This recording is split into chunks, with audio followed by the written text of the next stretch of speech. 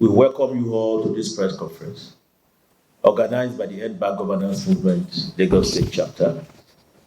The purpose of the press conference, once again, is to respond to the release of about 114 detained protesters, including minors, yesterday, Tuesday, 5 November 2024, and to demand the dropping of charges against all the remaining protesters in detention and on trial, particularly Adaramoye Michael Lenny and 10 others whose trial for treason is scheduled to commence at the Federal High Court in Abuja on Friday, 8 November 2024. Without doubt, we received with great relief the news of the release of the 114 protesters, including 32 children, whose arraignment last Friday led to a national and global outrage.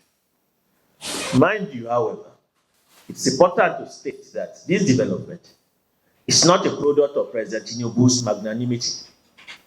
Rather, it is a product of its fear of the Nigerian people's anger, as well as the local and global outrage the situation generated due to the relentless campaign of groups and organizations who subjected the regime to a blistering criticism.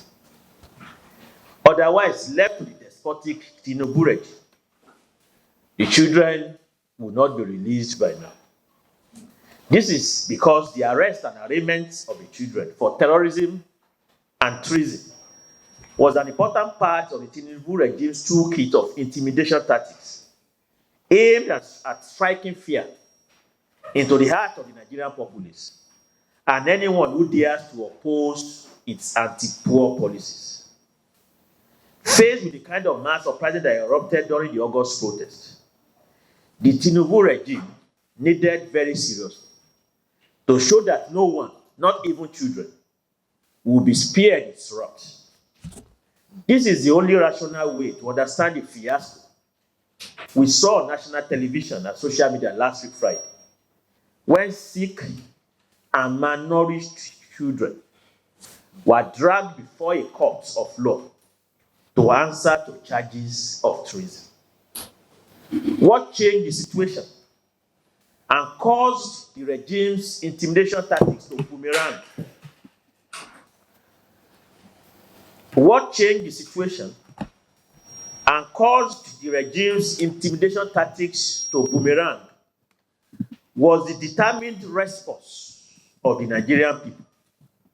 By uniting to call out the regime, we were able to force it to retreat and carry out a complete discharge of the protesters, who, as at last week, had been locked up for over 3 months and slammed with previous charges of treason, which carries a death penalty. So, in every way, the release of the children yesterday can be categorized as the first victory in our long-term struggle to rid Nigeria of bad governance and the anti-poor and neoliberal capitalist policies that have led to unprecedented levels of anger and hardship for our people. Sadly, we have to say that the release of the children cannot atone for the damage already done to them. During the nearly 100 days of their incarceration, the children were subjected to all kinds of ill treatment, including starvation and torture. Their rights as children were not respected, in violation of all relevant provisions of the Child Rights Act, as well as a host of international conventions protecting the rights of children. Not only were they detained in facilities and arraigned without protection for their privacy, the false and trumped-up charges of terrorism and treason leveled against them is likely to haunt them for years to come. To this extent, therefore, we are demanding a public apology by the federal government, as well as payment of adequate compensation to the children and all detained protesters. We believe that this is the only way that the government can begin to atone for the irreparable damage that has been done to these children, both physically and psychologically. We also call for the sack of the Inspector General of Police, under whose custody the children suffered untold ill treatment, torture, and starvation. We are also calling for an independent probe panel composed of elected representatives of civil society organizations, trade unions, and professional groups to investigate the circumstances surrounding the children's ordeal with a view to identifying government and security officials that are directly responsible for their ill treatment so that they can be appropriately sanctioned. The protests that erupted between 1st to August to 10 August 2024 due to the severe hunger and hardship unleashed by President Tinubu's and the poor capitalist policies of subsidy removal, fuel price hike, and currency devaluation was a desperate cry by Nigerian people for answers to the lowering cost of living crisis. During the protests, about 40 peaceful protesters were killed by the police and other security agents. At least about 2,100 protesters were arrested nationwide, out of which hundreds are still in jail and on trial in different parts of the country as of today. For instance, on Monday, 4 November 2024, 19 protesters, including 3 minors, were arraigned at the Federal High Court in Maiduguri, Borno State, for terrorism and treason. Similarly, 11 protesters, Adaramoye Michael Lenny, and 10 others are due back at the Federal High Court in Abuja this week, Friday, 8 November 2024, for the commencement of their trial for treason. When critically evaluated, comrades and ladies and gentlemen, the charges against the discharged 114 protesters, as well as the charges against Adaramoye Michael Lenny and 10 others, are broadly the same. The cases against both batches of protesters are equally ridiculous, as the proof of evidence is inadequate to sustain the charges against them. For instance, Adaramoye Michael Lenny was arrested only because he happens to go by the nickname Lenny, which is a Russian name. Lenny is the name of Vladimir Ilyich, the leader of the Socialist Revolution in Russia in October 1917.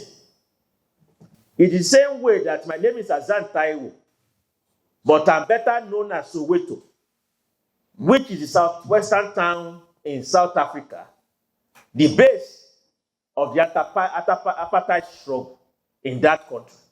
In the same way that Lenny bears the moniker Lenny, otherwise his original name is Adaramoye Michael. Being a socialist and a member of the Democratic Socialist Movement, Adaramoye Michael Lenny adopted this name as his nickname in line with the tradition in the student and activist movement in Nigeria, so that Michael has no relationship whatsoever with the Russian dictator Putin, whose vicious capitalist regime is an antithesis of the aims of the Russian Socialist Revolution of 1917 and the ideas, the socialist ideas that Adaramoye Michael Lenny stands for. So that the whole idea of arresting him was simply to provide a face for the allegation of a Russian plot that the National Security Advisor, Nuhu Ribadu, and the Inspector General of Police, Egbetokun, are sold to President Buhari. President Tinubu. So they were looking for a Russian and a Russian name, and an activist who happened to bear a nickname that is Russia has turned to somebody they are putting on trial today. And that is why we think that there's a need for us to say enough is enough to all of this. But beyond that, when you look at their charge sheet, according to the charge sheet of the 11 defendants, The proof of evidence to sustain the 6-count charge against them as ridiculous as the proof of evidence in the case of the 32 children. Don't forget, in the case of the 32 children, the proof of evidence against them to show that they are out to topple the regime of President Tinubu is that they were found in the possession of 2 prepaid meters, 1 fire extinguisher, some aluminum pipes. Those are the weapons of war that those minors were going to use to topple the regime of President Tinubu. It is also the same in the case of Father Aboye Michael and the 10 others. The proof of evidence against them are the following. They are described as exhibits in their charge sheet. 1, statements of the defendants. Number 2, telephone of the suspects. Number 3, forensic analysis of the telephones of the suspect and call data. Number 4, videos, CD, DVD of the riots inciting disturbance. Number 5, books, placards, pamphlets recovered.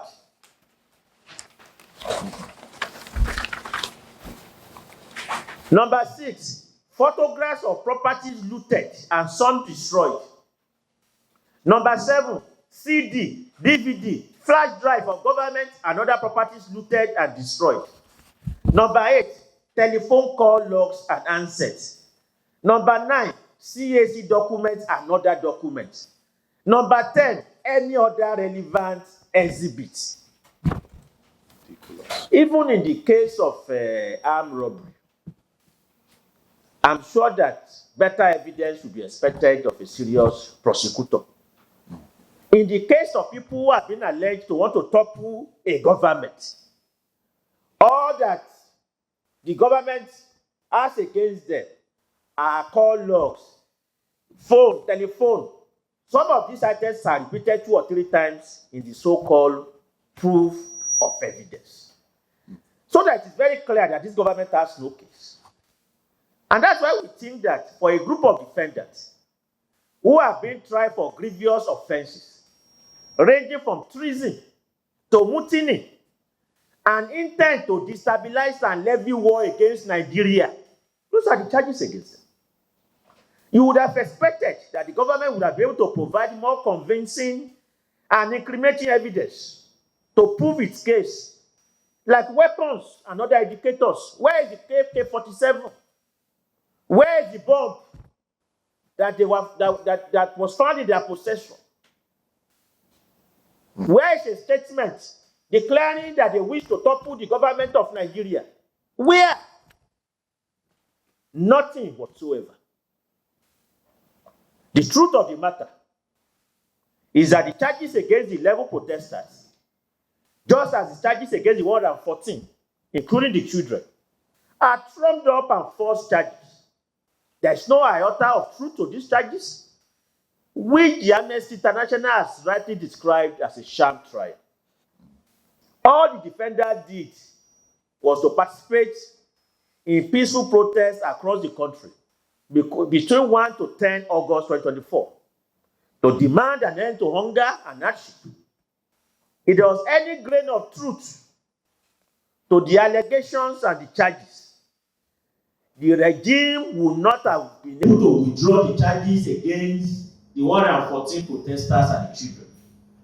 This is why we are now calling on President Bola Ahmed Tinubu to withdraw charges against Adaramoye Michael, Mosiu Sodiq, Daniel Akonde, Angel Love Innocent, Adeyemi Abiodun Abayomi, Buhari Lawal, Bashir Bello, Suleiman Yakubu, Opaoluwa Eleojo Simon, Nuruddin Khamis, and Abdulsalam Zubairu, as well as all other peaceful protesters in detention and on trial nationwide. We also call for the meeting of the demands of the August protest, especially regarding the reversal of fuel price hike, electricity tariff hike, hike in food prices, as well as all anti-poor policies. Without meeting these demands, President Tinubu should continue to expect to see more protests and demonstrations by the Nigerian people. To drive home our demand for the release of all Edinburgh governance protesters on trial and detention, we have hereby declared Friday, 8 November 2024, which is the day of the trial of 11 protesters for treason, as a day of solidarity. On this day, we are urging the Nigerian people to demonstrate their support for the demand for freedom for all the protesters in detention on trial. On our own part, we are going to hold a peaceful rally on this day. The rally will be held as follows. The date, once again, is Friday, 8 November 2024, which is the day that Adamoye Makelele and 10 others will be back in court for the commencement of their treason trial. The time is 7 a.m. and the take-off point of the peaceful rally is Ikeja under bridge, from where we shall march to submit a petition demanding dropping of charges against all protesters on trial and unconditional release of those in detention to the Chief Judge of Lagos State for ongoing transmission to the Chief Justice of Nigeria. Why we want to go to the Chief Judge of Lagos State is because we think that it's high time we begin to call out, the judges in Nigeria to prevent the further misuse and the desecration of the temples of justice by a rampant regime that want to asphyxiate all democratic rights in this country. The courts should not be allowed to become a pliant tool, in the prosecution of children for simply protesting peacefully, and also for prosecuting peaceful protesters. Because what is happening in this country today is that protest is being equated with treason, and we want to say on Friday that judges and lawyers must defend the judiciary against the attempt, to shift Nigeria totally into full-blown dictatorship. We can also reliably inform you that the Nigerian Solidarity UK and other groups abroad are also planning a series of solidarity activities, including a protest at the Nigerian High Commission in London by 5:30 p.m. on the same Friday, November 8, 2024, to demand the release of all protesters on trial and detention.